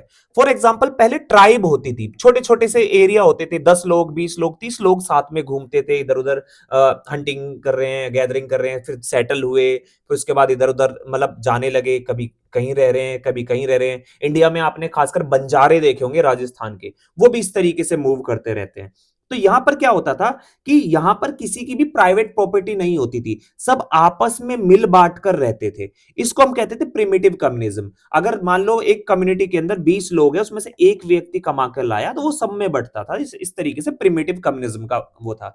लेकिन जैसे जैसे वो धीरे धीरे इधर से उधर मूव करना बंद कर दिया और धीरे धीरे सेटल होने लगे, over the period of time feudalism आने लगा। जमींदार, बड़े बड़े जो लैंडलॉर्ड्स होते थे, फिर उनकी जमीनों पे काम करते थे, इस तरीके से। फिर जैसे ही साइंस एंड टेक्नोलॉजी का एवोल्यूशन हुआ, वैसे वैसे बड़ी बड़ी मशीनें आने लगी। जैसे जैसे बड़ी बड़ी मशीनें आने लगी, और फिर आपका देखने को मिलेगा ये डेमोक्रेसी, दिस एंड दैट, ठीक है, उनके नेक्सस बनने लगे बड़े बड़े कैपिटलिस्ट के, बड़े बड़े व्यापारियों के, पॉलिटिशियंस के साथ। तो उनको और सपोर्ट मिलने लगा। तो यहां पर कैपिटलिस्ट आने लगे, कैपिटलिस्ट मतलब पूंजीवादी, जिनके पास ज्यादा पैसा होता था। ठीक है, अब यहां पर जब लोग इनको क्रिटिसाइज करने लगे, तो इन्होंने क्या काम करा, सोशलिज्म का कॉन्सेप्ट लिया है कि ठीक है भाई, एक मान लीजिए, अगर मान रिलायंस है, टाटा है, अगर ये बहुत ज्यादा पैसा कमा रहे हैं, तो अपने उस ज्यादा से पैसे में से थोड़ा पैसा यूज करेंगे आम जनता के लिए भी, चाहे हेल्थ में, चाहे एजुकेशन में, किसी में भी। तो एक तरीके से सोशलिज्म का कॉन्सेप्ट आ गया। और वापस से फिर जब कार्ल मार्क्स आते हैं इसी टाइम पर, जो कैपिटलिज्म को क्रिटिसाइज करते हैं, वो कहते हैं कि हमें कम्युनिज्म स्टेब्लिश करना है। ठीक है, तो ये सारी चीजें चल रही थी। अब जब 1800 के अराउंड यहां पर ब्रिटेन के अंदर इंडस्ट्रियल रेवोल्यूशन पीक पर था, तो जैसे उनका जो फिनिश गुड्स था, वो कहीं ना कहीं उसको मार्केट चाहिए थी सेल करने के लिए। तो उनके पास जो मार्केट थी ना, वो यूरोप की मार्केट थी अच्छी खासी। वो वहां पर अपना सामान बना रहे थे और यूरोप की मार्केट में बेच रहे थे। ठीक है, क्यों? क्योंकि अगर आप मैप देखेंगे ना, मैप देखना बहुत जरूरी है। तो ब्रिटेन ऐसे एक आइलैंड टाइप है, ठीक है, और बाकी यूरोप ऐसे कनेक्टेड है। तो यूरोप के अंदर वैसे ही वॉर चलते रहते थे, एक दूसरे की कंट्री पे कब्जा करना, ये वो, ठीक है। तो वो यहां पर ब्रिटेन में नहीं हो पाता था, क्योंकि उसके लिए समुद्र क्रॉस करना पड़ेगा अगर आपको ब्रिटेन पर अटैक करना है। इसलिए वहां पर पीसफुली इंडस्ट्रियल रेवोल्यूशन हो पाया, और इसलिए यहां पर इतना ज्यादा साइंटिफिक डेवलपमेंट नहीं हो पाया। बाकी अदर का जो एरिया था, France, Germany and all, Austria, ये सब एरिया था, क्योंकि वहां पर लड़ाई वगैरह, डिस्ट्रक्शन ये बना रहता था। इसलिए यहां पर क्या जाता था, यहां पर जाता था फिनिश गुड्स। तो इनको माल की जरूरत होती थी, इनको चीजों की जरूरत होती थी। अब क्या होता है कि यहां पर नेपोलियन बोनापार्ट आ जाता है फ्रांस के अंदर। कब आता है? कमेंट बॉक्स में बताइएगा कोई, मुझे किसी को अगर पता हो तो। नहीं पता तो मैं बता देता हूं। देखिए, नेपोलियन बोनापार्ट ये जो कॉन्टिनेंटल सिस्टम लेके आता है यूरोप के अंदर, ये लेके आता है 1806 में, जो आपका 1800 एंड समथिंग अराउंड 1814 में खत्म हो जाता है, बंद हो जाता है इसको। बेसिकली था क्या ये कॉन्टिनेंटल सिस्टम? ये कॉन्टिनेंटल सिस्टम था कि जिसके अंदर नेपोलियन बोनापार्ट ने ये बोल दिया कि फ्रांस, और फ्रांस की जो अलाइड स्टेट्स हैं, जो कंट्रीज हैं, जो भी उसके एरिया है, वो वहां पर ब्रिटिश गुड को नहीं आने देंगे। यानी कि एक तरीके से यूरोप के अंदर की जो मार्केट थी ब्रिटिशर्स के लिए, वो बंद हो गई, उसको एक्सेस देना बंद कर दिया। अब यहां पर क्या हुआ, जैसे ही ये बैन किया, वैसे ही अब ब्रिटिशर्स को एक नई मार्केट चाहिए थी। अब नई मार्केट उसको क्या दिख रहा था? एशिया। लेकिन एशिया पर तो ट्रेड मोनोपोली है ईस्ट इंडिया कंपनी की, तो वो कुछ कर नहीं सकते थे। तो ये जो कैपिटलिस्ट थे, इन्होंने वहां की गवर्नमेंट पर, ब्रिटिशर्स पर, खासकर ये, जब भी मैं ब्रिटिशर्स कह रहा हूं तो समझ जाना, मैं ब्रिटेन की बात कर रहा हूं। तो ब्रिटेन में उन्होंने प्रेशर बनाया कि भाई हमें भी मार्केट दो, हमें भी एक्सेस चाहिए, ऐसे कैसे ईस्ट इंडिया कंपनी वो करेगी। तो उन्होंने बोला कि भाई ऑलरेडी हमने उसको 20 साल का एक्सटेंशन दिया हुआ है, वो 1813 में ही खत्म होगा, उससे पहले नहीं कर सकते हम।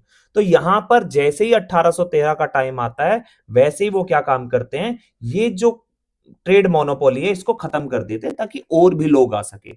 दूसरी चीज ये कि 1 लाख रुपए के जो एजुकेशन के लिए दिया गया, ये रातों रात उनको नहीं आया। ये बेसिकली यहां पर एक वेल प्लान्ड चीज थी। अब जैसे ही ये व्यापारी इंडिया की तरफ आएंगे, तो भैया इनको तो इंग्लिश आती है, इनको और कोई लैंग्वेज नहीं आती।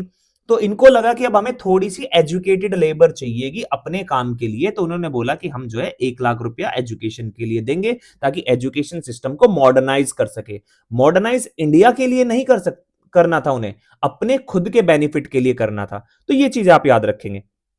नाउ 1813 के बाद फिर एक और इंपॉर्टेंट एक्ट आता है आपका 1833। अब तभी मैं कहता हूं आपको वर्ल्ड पॉलिटिक्स, वर्ल्ड में क्या चल रहा है ये सब भी देखना बहुत जरूरी है, ठीक है।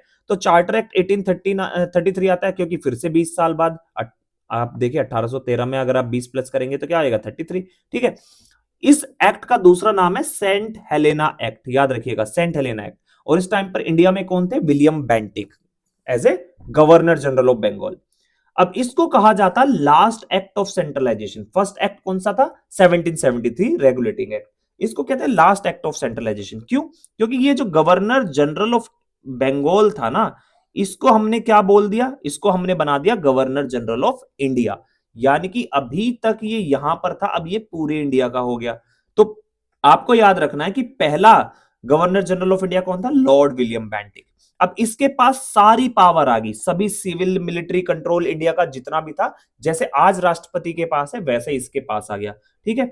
और यहां पर बोला कि अब से जो भी रेगुलेशंस आएंगे उसको हम क्या बोलेंगे? एक्ट बोलेंगे, ठीक है। उनको हम रेगुलेशंस नहीं बोलेंगे। क्यों नहीं बोलेंगे? देखिए दोनों में बहुत अंतर है। फॉर एग्जाम्पल, आरबीआई कोई भी रूल निकाल रही है, उसको हम क्या बोलेंगे? एक तरीके का रेगुलेशन बोलेंगे, ठीक है। तो उसी तरीके से वहां की गवर्नमेंट जब भी कंट्रोल करती थी, कोई भी कानून लेके आती थी, गवर्नमेंट की मैं बात कर रहा हूं, तो उसको क्या कहा जाता था? गवर्नमेंट ला रही है, क्राउन ला रहा है एक तरीके से, तो एक तरीके से रेगुलेशन होता था, ना कि एक्ट। एक्ट कब बनता है? एक्ट तब बनता है जब वहां की जो पार्लियामेंट होती है, पार्लियामेंट में एक बिल आएगा और इस बिल को जैसे पास हो जाएगा, और जो फाइनल जो अथॉरिटी होती है, जैसे इंडिया के केस में प्रेसिडेंट फाइनल अथॉरिटी है, तो उसके सिग्नेचर हो जाएंगे, उसके बाद वो क्या बन जाएगा? एक्ट बन जाएगा। तो यहां पर आप इसको ऐसे समझ सकते हैं कि अब इंडिया के रेस्पेक्टिव में जो भी कानून आएंगे वो किसके थ्रू आएंगे? सिर्फ और सिर्फ पार्लियामेंट के थ्रू आएंगे, डायरेक्ट रेगुलेशंस नहीं आएंगे, ठीक है। तो रेगुलेशंस की जगह क्या बन गया? अब एक्ट बन गया। और अगर आप एक्ट बना रहे हैं, और एक्ट कौन बनाएगा? वहां की पार्लियामेंट बनाएगी, तो आप क्या काम कर रहे हैं? यहां से लेजिस्लेटिव पावर को छीन रहे हैं। तो उसी तरीके से जो मद्रास और बॉम्बे सबॉर्डिनेट बनाए थे, उस वक्त सिर्फ सबॉर्डिनेट बनाए थे, मतलब बंगाल से पूछ के काम करेंगे, लेकिन काम तो कर सकते थे ना, उनका खुद का कानून बना सकते थे, एग्जीक्यूट कर सकते थे। अब उन्होंने क्या काम करा? उन्होंने बोला कि अब मद्रास और बॉम्बे के पास जो लेजिस्लेटिव पावर थी कानून बनाने की, वो नहीं होगी, अब वो कानून नहीं बना सकते, ठीक है। दूसरी, जितने भी लॉ होंगे वो सभी के सभी इंडिया में, लॉ किसके पास? जो बंगाल से अब इंडिया पे ट्रांसफर हो गया, मैं सिर्फ इसकी बात कर रहा हूं, ये सारे के सारे ब्रिटिश पार्लियामेंट में जाएंगे, वहां पास होंगे, और वहां से पास होने के बाद वो क्या बनेंगे? एक्ट बनेंगे। तो ये याद रखिएगा।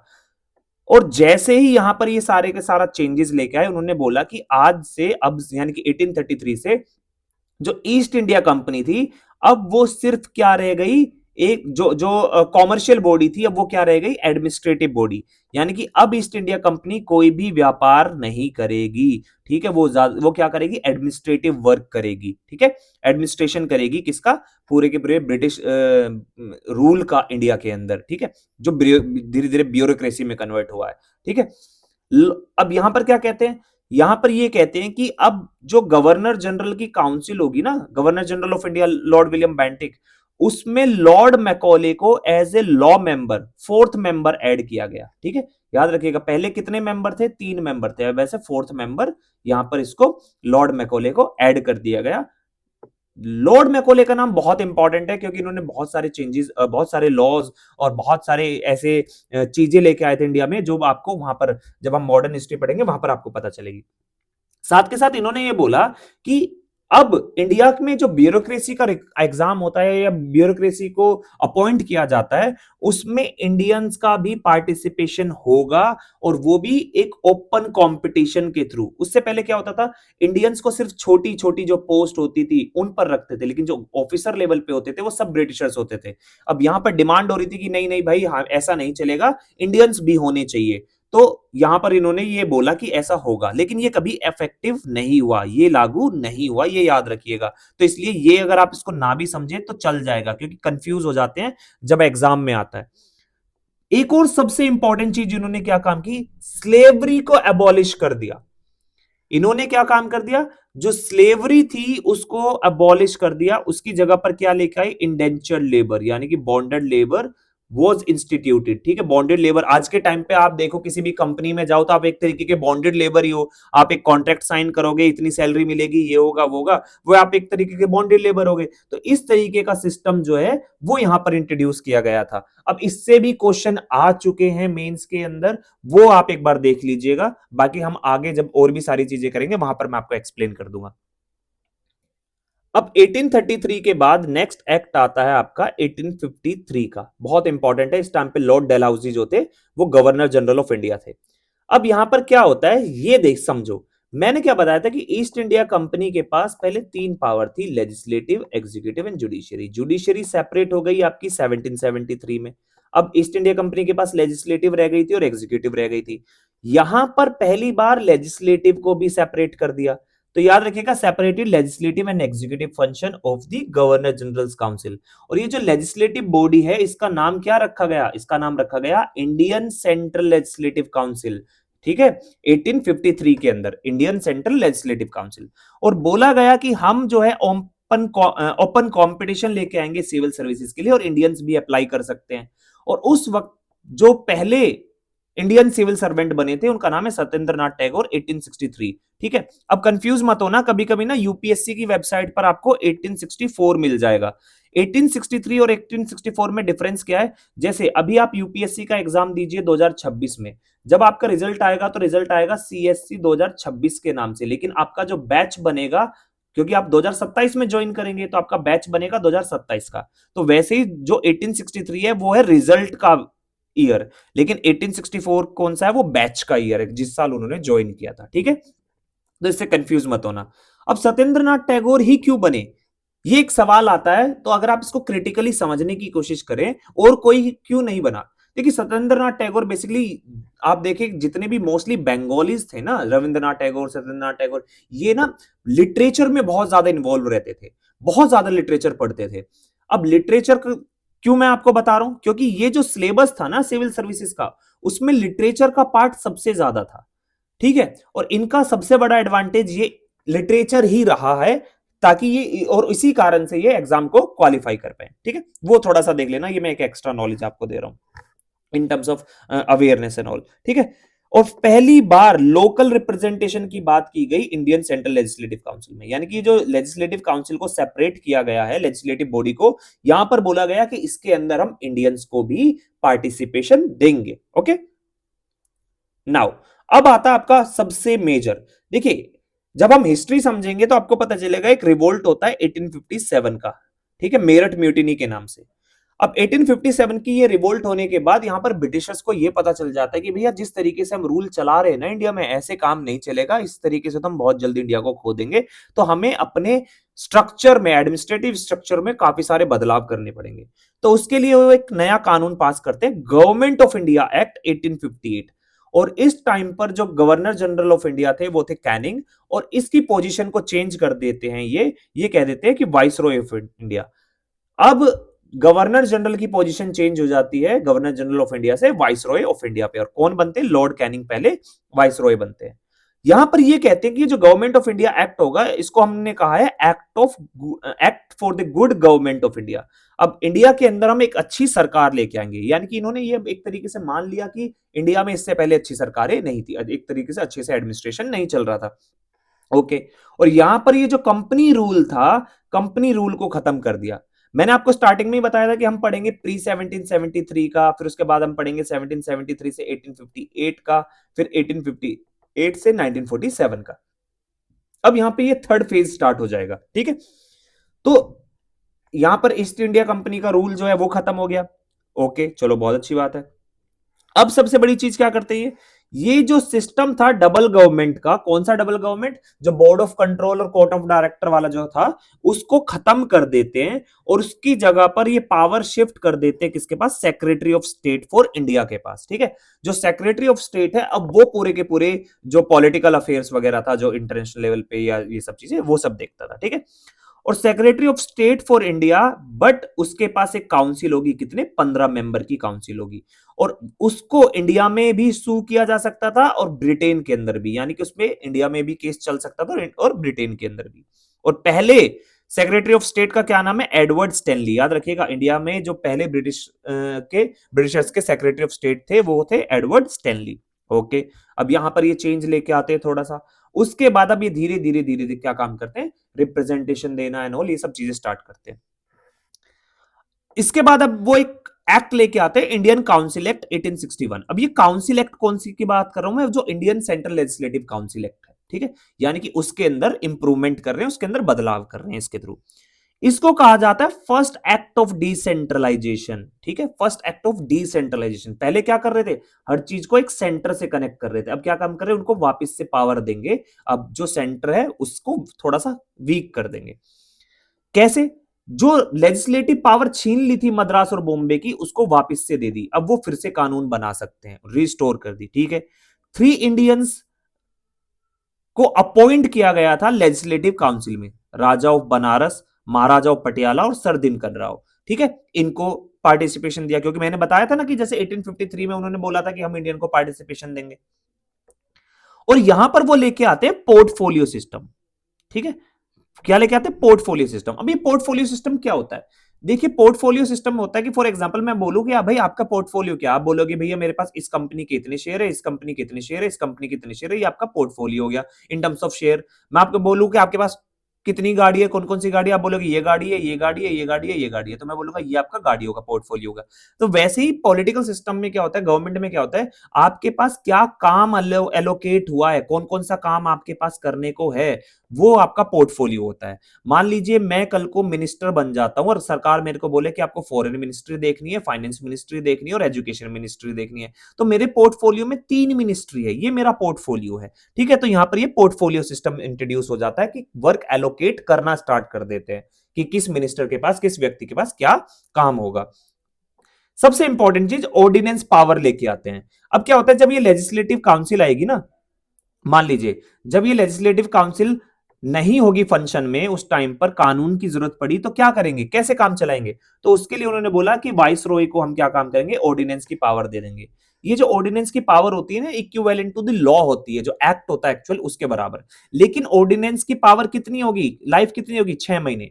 ठीक है, और ये सेम चीज आपको आज के कॉन्स्टिट्यूशन में देखने को मिलेगी, सेम लाइन लिखी हुई है कि जो ऑर्डिनेंस इशू करता है गवर्नर या प्रेसिडेंट, वो 6 महीने तक इशू कर सकता है। ठीक है, उसकी लाइफ कितनी है, 6 महीने। तो वो जब हम वो वाला चैप्टर करेंगे तब मैं आपको बता दूंगा। अब एक चीज और मैं बता दूं, ये जो ऑर्डिनेंस है ना, ये काफी इंपॉर्टेंट है आपके लिए, ये एक लूप होल है, इसको बहुत डिटेल में मैं आपको समझाऊंगा। ठीक है, देन उसके बाद कुछ टाइम बाद एक और एक्ट आता है, इंडियन काउंसिल एक्ट ऑफ 1892। अब 1892 में क्यों आता है, क्योंकि यहां पर ऑलरेडी अब आप देखिए 1885 में कांग्रेस आ चुकी है, इंडियन नेशनल कांग्रेस का स्टेब्लिशमेंट हो चुका है, तो वो डिमांड करना स्टार्ट कर देते हैं। अब यहां पर वो कहते हैं कि हमें भी बजट डिस्कस करने की पावर दीजिए, एग्जीक्यूटिव से सवाल पूछने की पावर दीजिए, बहुत सारी चीजें बोलते हैं, बट उनकी 2-3 चीजें ही मानी जाती है। इस एक्ट के थ्रू बोला जाता है कि ठीक है, अब जो लोग हैं, खासकर इंडियंस हैं, उनको बजट डिस्कस करने की पावर है, जो भी बजट आएगा आप उसको डिस्कस कर सकते हैं, एग्जीक्यूटिव से क्वेश्चंस पूछ सकते हैं। और यहां पर उन्होंने पहली बार इलेक्शन की बात की, लेकिन इलेक्शन वर्ड का इस्तेमाल नहीं किया। ठीक है, कि इलेक्शन भी होंगे। अब इसके बाद क्या होता है, इसके बाद होता है आपका इंडियन काउंसिल एक्ट ऑफ 1909। देखिए, 1909 को समझने से पहले आपको एक बहुत अच्छी चीज समझनी पड़ेगी। क्या होता है कि बंगाल का पार्टीशन हो जाता है 1905 में। 1906 में ये बोलते हैं कि जैसे ही बंगाल के पार्टीशन में देख लेते हैं ब्रिटिशर्स की हिंदू मुस्लिम यूनिटी बहुत ज्यादा है, तो मुस्लिम्स को भड़काना स्टार्ट कर देते हैं। और 1906 में क्या काम करते हैं, वो कहते हैं कि आप जो है एक नई पार्टी बना लीजिए, मुस्लिम लीग बना लीजिए, हम आपको सपोर्ट करेंगे, जो सिर्फ मुस्लिम के हित के लिए करेगी। तो 1906 में मुस्लिम लीग बन जाती है। 1907 में आप देखने को मिलेगा कि भाई जो कांग्रेस है उसमें स्प्लिट हो जाता है एक्सट्रीमिस्ट और मॉडरेट्स के बीच में। अब 1907 में स्प्लिट होने के बाद फिर आपको देखने को मिलेगा कि 1909 में एक्ट आता है। कौन सा एक्ट? इंडियन काउंसिल एक्ट, जिसको हम मॉर्ले मिंटो रिफॉर्म्स भी कहते हैं, क्योंकि वाइस रॉय कौन था उस टाइम पे? Minto second. ठीक है, अब यहां पर सबसे मेजर चीज आएगी, वो मैं आपको एक्सप्लेन करने वाला हूं। यहां पर ये कहते हैं कि members were allowed to ask supplementary question. पहले क्या था? आप एक ही क्वेश्चन पूछ सकते हैं, बट आप सप्लीमेंट्री यानी कि एक क्वेश्चन के बाद और भी क्वेश्चन अगर पूछना है तो आप पूछ सकते हैं।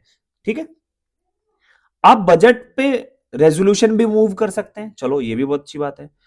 इन्होंने बोला कि जो सत्येंद्र प्रसाद सिन्हा होंगे वो पहले इंडियन बने जिन्होंने वाइस रॉय की एग्जीक्यूटिव काउंसिल को as a law member join किया था। ठीक है, इससे पहले जो सर दिनकर राव महाराजा पटियाला थे वो क्या थे? वो लेजिस्लेचर को ज्वाइन कर रहे थे, ना कि एग्जीक्यूटिव बॉडी को। एग्जीक्यूटिव बॉडी को फर्स्ट इंडियन कौन ज्वाइन कर रहा था? सत्येंद्र प्रसाद सिन्हा। ठीक है, यहां पर आता है असली ट्विस्ट। यहां पर इन्होंने बोला कि हम ना कम्युनल रिप्रेजेंटेशन देंगे फॉर मुस्लिम्स। ठीक है, मतलब सेपरेट इलेक्टोरेट। अब सेपरेट इलेक्टोरेट क्या था, इसको समझ लेते हैं। मान लीजिए कि आपके एरिया में हिंदू भी है, मुस्लिम भी है, सिख भी है, क्रिश्चियन भी है, सब रह रहे हैं। लेकिन अगर उस एरिया में इलेक्शन हो रहा है तो वहां पर अगर कोई मुस्लिम कैंडिडेट खड़ा हो रहा है तो सिर्फ मुस्लिम ही उसको वोट कर सकते हैं, मुस्लिम हिंदू उसको वोट नहीं करेंगे। तो इस तरीके से क्या हुआ, यहां पर एक डिवीजन क्रिएट कर दिया। ठीक है, और यहां पर लॉर्ड मिंटो को कहा जाता है फादर ऑफ कम्युनल इलेक्टोरेट। तो याद रखिएगा, इंडिया में जो एक्चुअल धीरे धीरे जाके इंडिया पाकिस्तान का जो पार्टीशन हुआ था, वो उसकी शुरुआत यहां से हुई थी एक तरीके से। किससे? कम्युनल इलेक्टोरेट से। ठीक है, सेपरेट कम्युनल इलेक्टोरेट से। अब एक और इंपॉर्टेंट चीज मैं आपको बता देता हूं कि जो गोपाल कृष्ण गोखले थे ना, वो गांधी के पॉलिटिकल गुरु थे। ठीक है, और उनके ऊपर एक बुक लिखी थी धर्मात्मा गोखले। इस बुक को लिखा था महात्मा गांधी ने, ये याद रखिएगा, एडिशनल इंफॉर्मेशन है जो आपसे कभी भी पूछी जा सकती है। नेक्स्ट आता है आपका गवर्नमेंट ऑफ इंडिया एक्ट 1919। अब ये 1919 से पहले आप समझ लो कि दुनिया में क्या चल रहा था। 1914 में वर्ल्ड वॉर फर्स्ट स्टार्ट हुआ था और 1918 में खत्म हो गया था। इसके बाद आपका लीग ऑफ नेशन बना था 1919 में।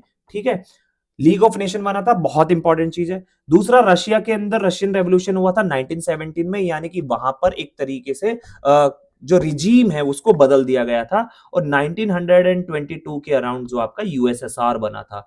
अब आप देख रहे हैं पॉलिटिकल डेवलपमेंट कैसे हो रहा है, क्योंकि यहां पर आप देखिए कि दो आइडियोलॉजी थी। एक कैपिटलिस्ट आइडियोलॉजी थी जो मैंने आपको स्टार्टिंग में बताया, कम्युनिस्ट आइडियोलॉजी थी। यहां पर जो यूएसएसआर था वो एक तरीके से कम्युनिस्ट आइडियोलॉजी पे काम करता था। स्टैलिन उस टाइम पे था। ठीक है, और यहां पर जो अमेरिकन थे, जो यूरोप था, वो कैपिटलिस्ट थे। उनको डर था इनसे, तो एक तरीके से इनकी राइवलरीज भी स्टार्ट हो जाती है दुनिया के अंदर धीरे धीरे। तो वो आपको समझना बहुत इंपॉर्टेंट है।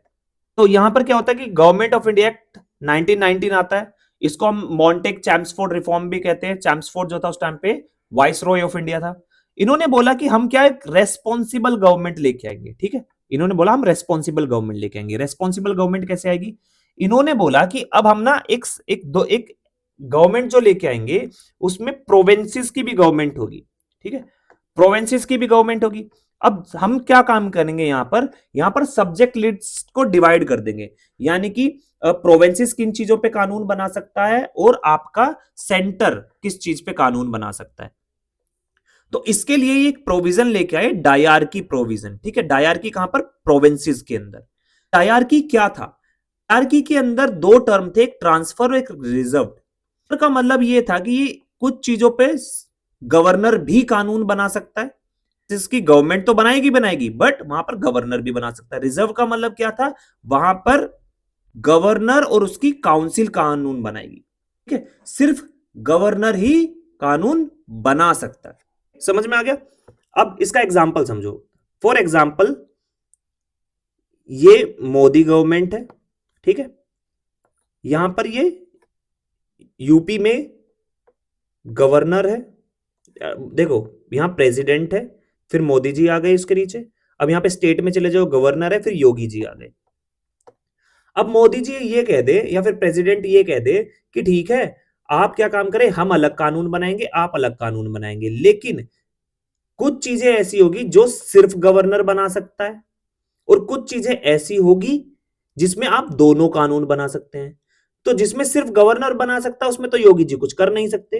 लेकिन जहां पर दोनों बना सकते हैं वहां पे कुछ ऐसे प्रोविजंस आ जाएंगे कि अगर गवर्नर कानून बना देगा तो गवर्नर का कानून प्रिवेल करेगा, ये नहीं करेगा। तो एक तरीके से इन्होंने जो डायरकी सिस्टम इंट्रोड्यूस किया था, तो उस तरीके से इनडायरेक्टली ये क्या काम कर रहे थे, वहां पर उन सबको कंट्रोल करने की कोशिश कर रहे थे। ठीक है, ये चाहते थे कि ठीक है एक तरीके से हम दिखाने के लिए तो रेस्पॉन्सिबल गवर्नमेंट दे देंगे, लेकिन हम डायरेक्टली कंट्रोल कौन करेगा, एक तरीके से सेंटर ही कंट्रोल करेगा सारी चीजों को। तो ये चीज बहुत इंपॉर्टेंट है। नाउ फिर इन्होंने बोला कि जो हम सेपरेट कर देंगे सेंट्रल एंड प्रोविंशियल सब्जेक्ट्स, जैसे मैंने अभी बताया कि हमारे यहाँ पे भी आज के टाइम पे आपको 3 लिस्ट देखने को मिलेगी ना, सब्जेक्ट लिस्ट, तो उस तरीके से उन्होंने बोला सब्जेक्ट्स को हम क्या कर देंगे, ट्रांसफर कर देंगे। फिर बाइकैमरल लेजिस्लेचर इंट्रोड्यूस किया। बाइकैमरल का मतलब होता है एक अपर हाउस और एक लोअर हाउस। ठीक है, कहां कहां पर 6 स्टेट्स के अंदर है, आज के टाइम की मैं बात कर रहा हूं, यहां पर उस टाइम की बात नहीं कर रहा, आज के टाइम पे 6 राज्यों में, आंध्र प्रदेश, तेलंगाना, बिहार, उत्तर प्रदेश, महाराष्ट्र एंड कर्नाटक। ठीक है, तो बाइकैमरल लेजिस्लेचर उन्होंने इंट्रोड्यूस किया था। फिर उन्होंने बोला सेपरेट इलेक्टोरेट को हम एक्सटेंड करेंगे, जो अभी तक सिर्फ मुस्लिम्स के लिए था वो सिख के लिए, इंडियन क्रिश्चियंस के लिए, एंग्लो इंडियंस के लिए और यूरोपियंस के लिए। यानी कि यूरोपियन सिर्फ यूरोपियन को वोट करेंगे, इंडियन क्रिश्चियन सिर्फ इंडियन क्रिश्चियन को, सिख सिख को वोट करेंगे और एंग्लो इंडियन एंग्लो इंडियन को करेंगे, मुस्लिम मुस्लिम को करेंगे। ठीक है, यहां पर उन्होंने डायरेक्ट इलेक्शन का कॉन्सेप्ट लेके आए, बट उन्होंने बोला लिमिटेड फ्रेंचाइजी होगी। लिमिटेड फ्रेंचाइजी का मतलब है जो लोग पढ़े लिखे हैं, जो टैक्स पेयर हैं, जो बिजनेसमैन है, सिर्फ वो वोट कर सकता है, हर कोई वोट नहीं कर सकता। और साथ के साथ इन्होंने ना एक नया ऑफिस क्रिएट किया, office of the high commissioner for India in London. ठीक है, ये बहुत इंपॉर्टेंट है, आप याद रखिएगा, आपसे अगर इससे ज्यादा कुछ सवाल नहीं आएगा, पूछ लेगा कि कौन से एक्ट के थ्रू आया था। अब मेरे को एक कमेंट बॉक्स में बताइए कि एम्बेसी और हाई कमीशन में क्या अंतर होता है। आपने बहुत बार सुना होगा ना, high commission of India in London और पाकिस्तान। ठीक है, तो ये सब चीजें, और एम्बेसी इन अमेरिका वगैरह। तो एम्बेसी और हाई कमीशन में अंतर क्या है एक्चुअली, वो मेरे को कमेंट बॉक्स में बताओ। अब यहां पर एक और चीज आती है, यहां पर इन्होंने बोला कि ये जो सिविल सर्वेंट है, ब्यूरोक्रेट्स है, इनकी रिक्रूटमेंट के लिए एक स्पेशल एजेंसी बनाएंगे जिसको हम कहेंगे सेंट्रल पब्लिक सर्विस कमीशन। ठीक है, 1926 में बनी थी, आया इस एक्ट में था 1919 में, लेकिन इसको एग्जिस्टेंस में आया था 1926 में। इसको बनाने के लिए एक कमीशन भी आया था, ली कमीशन, तो ये याद रखिएगा। आज के टाइम अगर हम बात करें किस आर्टिकल के अंदर है, तो आर्टिकल 315 के अंदर है कॉन्स्टिट्यूशन में। क्यों, सेंट्रल पब्लिक सर्विस कमीशन का आज दूसरा नाम क्या है, यूपीएससी। ठीक है, इन्होंने बोला कि हम सेपरेट कर देंगे provincial budget from central budget. ठीक है, सेंटर का बजट अलग आएगा और प्रोविंस का बजट अलग आएगा। इन्होंने बोला कि हम ना एक स्टैचुरेटरी कमीशन लेके आएंगे। ये स्टैचुरेटरी कमीशन जो है वो ये देखेगा, 10 साल बाद लेके आएंगे। कब लेके आएंगे, 10 साल बाद। और ये कमीशन ये देखेगा कि हम ये जो रिफॉर्म लेके आए ना गवर्नमेंट ऑफ इंडिया 1919 में, इस रिफॉर्म के बाद कितना अच्छा हुआ या क्या कमियां रही हैं, उन चीजों के लिए एक कमीशन स्टडी करने के लिए। जो आपने देखा 1927 में ये कमीशन बनाया जाता है, साइमन कमीशन।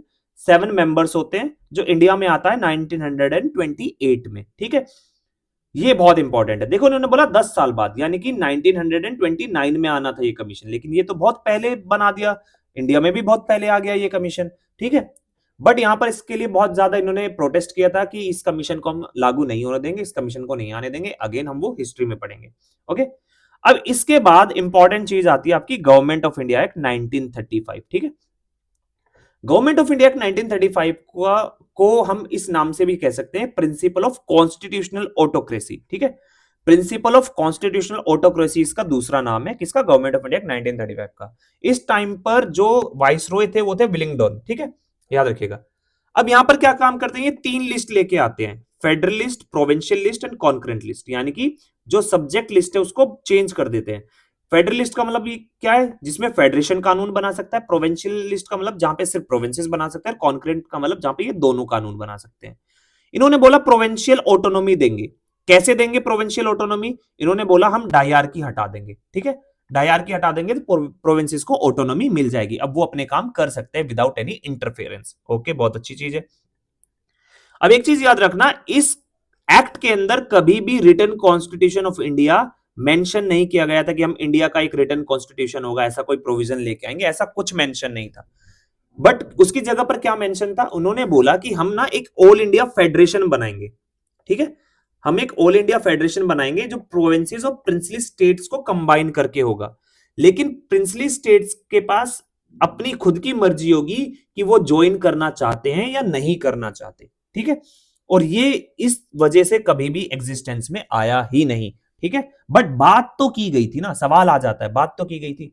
उस वक्त कितने प्रोविंसेस थे टोटल? 11 प्रोविंसेस थे एंड 565 प्रिंसली स्टेट्स थे, ठीक है। अब इसी दौरान आप देखेंगे कि जो बर्मा है आज के टाइम पे, म्यांमार जो है वो पहले ब्रिटिशर्स ने इंडिया में ही मिला रखा था, वो इंडिया का ही पार्ट था। तो यहां पर देखेंगे कि आप उस बर्मा को ये 1937 में सेपरेट कर देते हैं, ठीक है। और साथ के साथ एक दो नए प्रोविंसेस को स्टेब्लिश करते हैं, सिंध और उड़ीसा, ठीक है। सिंध सिंध और उड़ीसा को इंडिया का नए दो प्रोविंसेस बनाते हैं। बर्मा से रिलेटेड कुछ चीजें मैं आपको बता देता हूं कि जो ब्रिटिशर्स है ना, उन्होंने इसको अनेक्स किया था 1 जनवरी 1886 को, ठीक है। जिसके बाद ये 1937 में उसको सेपरेट कर देते हैं, आजाद कर देते हैं, ठीक है। ओके, मैंने जैसे बताया कि इन्होंने एबॉलिश कर दी डायआर्की प्रोविंसेस से, तो एबॉलिश कर दी तो कहां अडॉप्ट कर ली? सेंटर में अडॉप्ट कर ली, ठीक है, याद रखिएगा। नाउ अब बहुत इंपॉर्टेंट चीज ये है कि इन्होंने क्या काम किया, they introduce by cameralism in 6 out of 11 provinces. ये जो 11 प्रोविंसेस हैं, इनमें से 6 प्रोविंसेस में बाई कैमरल लेजिस्लेचर आता है, जिसमें मैंने अभी आज को बताया कि आज के टाइम पे करंट सिचुएशन में भी 6 स्टेट्स हैं जहां पर आपको ये चीजें देखने को मिलेगी, बाई कैमरल लेजिस्लेचर। कौन कौन से थे उस वक्त में? बंगाल था, बॉम्बे था, मद्रास था, Bihar, Assam and United province. United province का आज का नाम है यूपी, ठीक है। तो इन 6 जगह पर आपको देखने को मिलेगा बाइकैमरल लेजिस्लेचर था। इन्होंने बोला कि ये जो सेपरेट इलेक्टोरेट है ना, हम उसको और एक्सटेंड करेंगे डिप्रेस्ड क्लास के लिए, यानी कि शेड्यूल कास्ट आज के टाइम पे जो हम कहते हैं, उस टाइम पे शेड्यूल कास्ट नहीं बोलते थे, उनको बोलते थे हम डिप्रेस्ड क्लासेस। शेड्यूल कास्ट तो हम कॉन्स्टिट्यूशन में मेंशन है, इसलिए उनको शेड्यूल कास्ट बोलते हैं, ठीक है। वुमेन, लेबर, वर्कर्स, इन सबको। और ये सब नाम क्यों ऐड किए गए? क्योंकि मैकडोवल अवार्ड्स आया था, ठीक है। मैकडोवल अवार्ड आया था, जिसको भी हिस्ट्री पता है, थोड़ी सी मॉडर्न हिस्ट्री, वो समझ जाएगा। नहीं तो जब हम मॉडर्न हिस्ट्री करेंगे तब आपको ऑटोमेटिकली यहां पर रिलेट हो जाएगा वो। इन्होंने बोला कि अब हम एक बैंक स्टेब्लिश करेंगे, रिजर्व बैंक ऑफ इंडिया, ठीक है, आरबीआई, जिसके लिए एक आरबीआई एक्ट लेके आए थे ये, ठीक है। आरबीआई एक्ट लेके आए थे, वो याद रखिएगा। मैं आपको एक चीज बता दूं, यहाँ पे 1935 लिखा है, ये थोड़ा सा टाइपिंग एरर है। 1935 में आरबीआई आया था एग्जिस्टेंस में, एक्ट है 1934, ठीक है। आरबीआई एक्ट है 1934, तो वो याद रखिएगा।